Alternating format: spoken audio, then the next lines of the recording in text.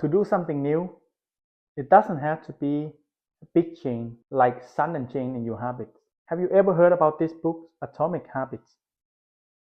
This book is about changing your habit 1% at a day.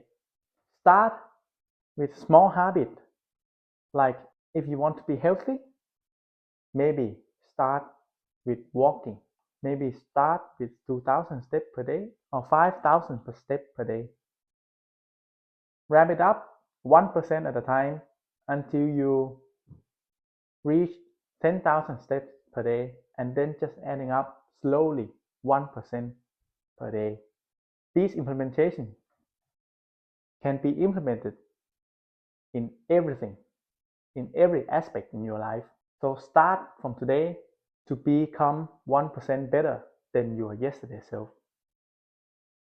Try it. You'll thank yourself in the future.